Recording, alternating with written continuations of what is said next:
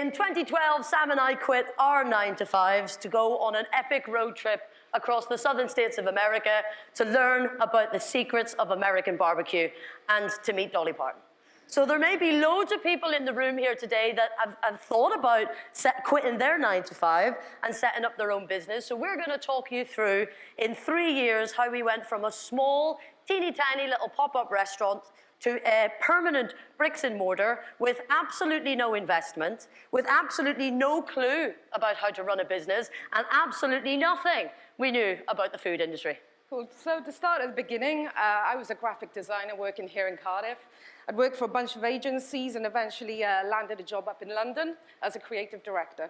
20 years ago, I moved from Belfast to Cardiff to train as a social worker. I did loads of child protection social work, met Sam, and when we went to London, I ended up teaching on a university degree, teaching child protection law to a bunch of social workers. So I guess we really wanted to start a business together, and something that we mulled over for quite a few years. And if you're going to start a business with anybody, you need to find things that you've really got in common. And, we share a love of music, we share a love of food. Sam is the best female harmonica player I've ever met. And Shauna is the most wonderfully mediocre guitarist I've ever met. So she's going to get me for that later. I said I wasn't going to say that. So, moving on swiftly. So we've got food, we've got music, and we've got gatherings. We've got bringing people together. We barbecue a little bit in our backyard in London.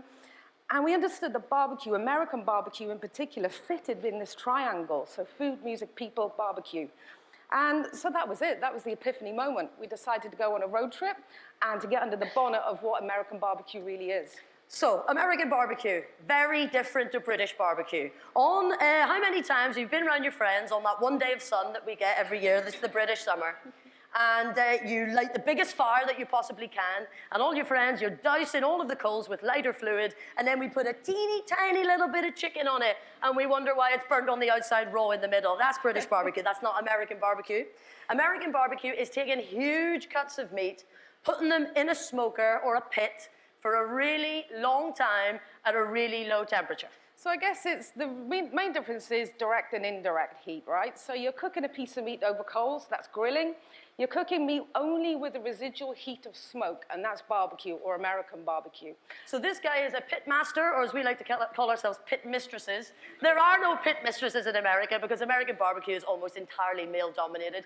This is a big pit in Texas. So the cuts of meat associated with American barbecue, brisket, pulled pork, ribs, chicken, traditionally very cheap cuts of meat. We fell in love with the history of American barbecue, deprivation, community, poverty, slavery. Would have been black and white slaves in the deep south of America buying cheap cuts of meat, digging a hole in the ground, smoking the piece of meat for a really long time, going out to work, come back, and then we all sit and eat together. Sure. So we were in Austin, Texas, and we went to a little joint called Franklin's, and this was a real light bulb moment for us. So we'd been to those various barbecue pits that you just saw there, and it was kind of big, greasy, sweaty blokes, and I don't know, weirdly, we just couldn't relate to them. I don't know. So, but maybe this guy, the sweaty and the greasy bit. Okay, I'll save that for a bit for later. So this is Aaron Franklin. This guy's awesome. So he is a young guy, and he's dedicated pretty much most of his adult life to cooking a particular piece of meat called a brisket.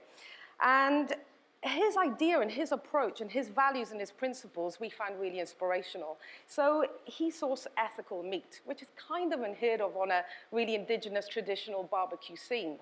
He also makes everything himself. So he stood there with his custom-built pit, which he made himself. He makes all his own sauces, all his own rubs.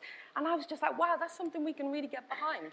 I was really inspired by the principles of what he was trying to do, handmade, making everything yourself. So many skills that we've learned in the process of this business, but welding was one of them. It was not like a scene from Flashdance, I can guarantee. Don't look, if you ever see our smoker, it's called BB King, don't look at the welding. It's not that good. But the point being is, he makes everything himself, and that is what we wanted to recreate whenever we came back to the UK. So we're living in Nashville. We're sleeping on the floor of Dolly Parton drummer's drum studio. You couldn't make it up, true story. And there's a little boozer just nestled in the back streets of Cardiff here called the Canadian. Now, we're doing American barbecue in a pub called the Canadian. It's bizarre. And I emailed my friends, Kath, and I said, look, We've bought this smoker. We've spent all of our money. We have no money. We've spent it all on our education across America. Can we just get our smoker delivered? We'll put it in the back garden of the pub, and then we'll just practice on your locals. And she said, Shauna, do whatever you like, because in 3 weeks' time, the pub is closing its doors. This is in the context of 17 pubs a week in Britain closing. And we really like this idea of popping up here and turning it into an American barbecue joint, like we'd seen on our road trip. So you walk through the door. It's the type of pub that you would wipe your feet on the way out. So you walk through the door, and we got the slides playing from our road trip, and we got BB King blasting out of the jukebox, and I'm there taking every order, and Sam is there making all the food. So I guess there was maybe 10 barflies that we were forcing this food on in our first week. Forcing is right, because I guess it was a bit ropey at the beginning. But then the next week, it was 20 people. The third week, 30 people. 3 months, hundreds of people were turning up outside this little boozer to come and eat our barbecue. And I guess, how do we do that? How do we go from zero to feeding hundreds of people? And it'd be no surprise that it was social media that drove it. I mean, we had no money. We were still sleeping, we swapped Dolly Parton's drummer's floor for a friend's floor in Splot. We were sleeping on a floor for a year starting this business. The stuff that we owned was still in storage and stayed there for 18 months. So because we couldn't afford to get it out. So the money we'd make from a barbecue, we'd spend it on the next barbecue and the next barbecue. But social media was a real key driver. It was free. And Twitter was amazing in launching our business. We could mobilize hundreds of people to tell them where we were, and they'd show up and eat our food. And it was kind of a cultish thing. And I guess the branding was really important to us. So I guess you might think that my past as a creative director might have really helped us. But really, it showed us what I didn't want. I didn't want a shiny logo, a fabulous strapline, a corporate identity. And in fact, I give all the marketing to Shauna. Shauna came up with the name Hang a Fire Smokehouse. It's the process that the meat goes through. You hang it, you light a fire, you smoke it. The logo that we had was written on a napkin, scanned in, and then that was it. And that is all we did. Because really, the investment is in the food. The trust is in us. And that's kind of something that we thought was really important. A friend of mine coined the term emotional branding, which sounds a little bit icky to me, but I guess that's kind of what we were doing. It was about us and the food. So we're popping up everywhere, the places that you would least expect, in boozers, in restaurants. We started to get a bit into street food, and we had a little festival set up, and we were really one of these people that by the time you'd found out we were going to be somewhere, we were gone. So you couldn't find us. And we were contacted out of the blue by a journalist from BBC Radio 4's You and Yours Consumer Affairs programme. And they wanted to talk to us about a very significant piece of research that the government had done into the pop-up retail economy. This is 2015. So the pop-up model is actually a thing. At any one given time, there are 9,400 pop-up opportunities going on in the UK, employing 23,400 people, contributing £2.1 billion to the overall British retail economy. So you can see why the government is interested in what's going on in this little pop-up world. So what this piece of research had flagged was that there was a disproportionately high number of pop-up experiences happening in Cardiff. So when they drilled down into the research, they thought, well, what kind of pop-up? It was a food pop-up. And when they drilled further down into the research, it was us. It was nothing to, I didn't think there was a particularly high proportion of pop-up experiences happening in Cardiff. We had completely skewed a whole piece of government research. Well, I guess the thing that came out of that, so the journalist said to us, have you heard of the BBC Food Programme? And of course we had, we had it on podcasts, and we're listening to this as we're driving across the States thinking, wouldn't that be awesome if one day they were talking about our barbecue? So she said there's some awards coming up, and it's the BBC Food and Farming Awards. And she said, listen, just get yourself nominated. So you can't self-nominate. It needs to be a kind of critical mass of people to nominate you. We sent out one tweet. One tweet. The day before it closed. And apparently we'd received the highest number of nominations in the 15-year history of these awards, which is,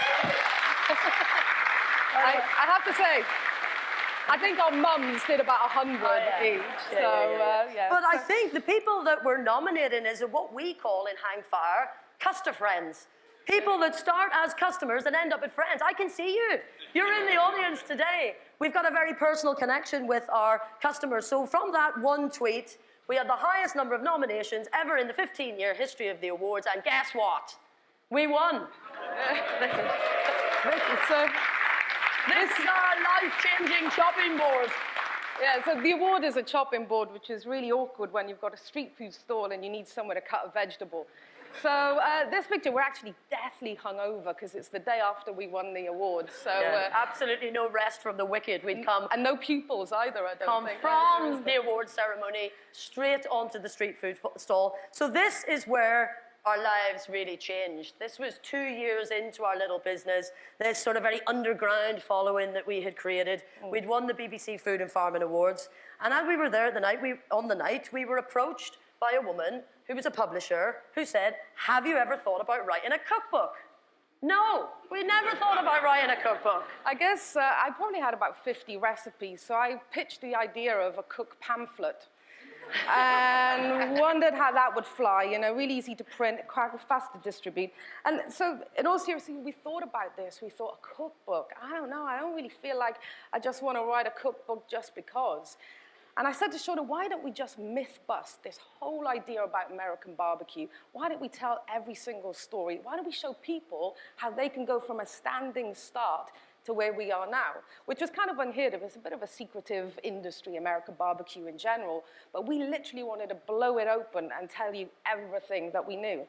So that's what we did. We wrote a cookbook, but we wanted it to be not just a cookbook, we wanted it to be a book that would inspire other people to quit their 9-to-5s, to go busking across America and do what we did. The whole book, every single recipe in the book is linked to a person we met, someone who taught us something. We're up in Appalachian Mountains helping 80-year-old men weld and repair their smokers. He actually didn't let us weld because we were so terrible. We were awful then. So we wanted to create this cookbook, and it's actually called Recipes and Adventures in American Barbecue. We wanted to bring the recipes and the adventures to the people. So this is the cookbook. And then we started to think about the limitations of the pop-up model. Pop-up model is fantastic to establish your brand and practice your food and develop your customer base. But then actually it does have some significant limitations, mostly being it's not really that sustainable as a business model.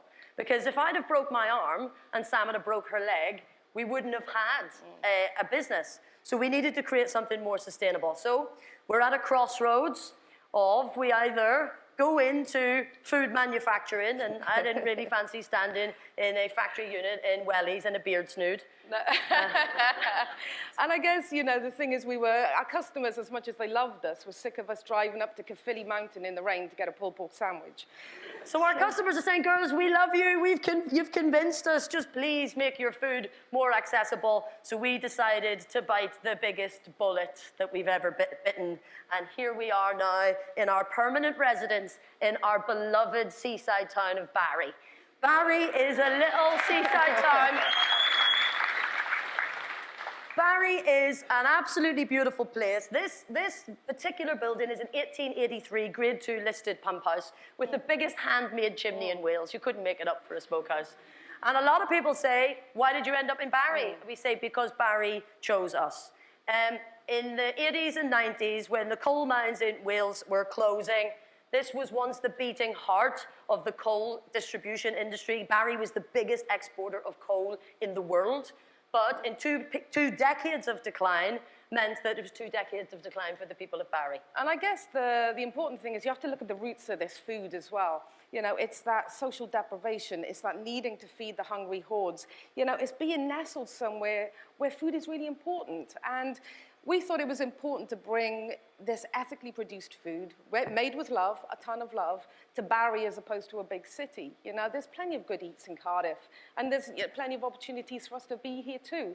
But we just felt Barry needed a little love, and we loved that building as well. We thought it was perfect. I used to be a social worker in Barry years ago, so I had some understanding of the fact that 40% of the people that live in Barry live in one of the highest social deprivation indexes in Europe. Those 2 decades of decline had a really significant impact on the town. But we felt that there is a community spirit there. It's the biggest town in Wales. We felt that we would rather be in a community, growing with a community. We all go together with food that is made with love for the people.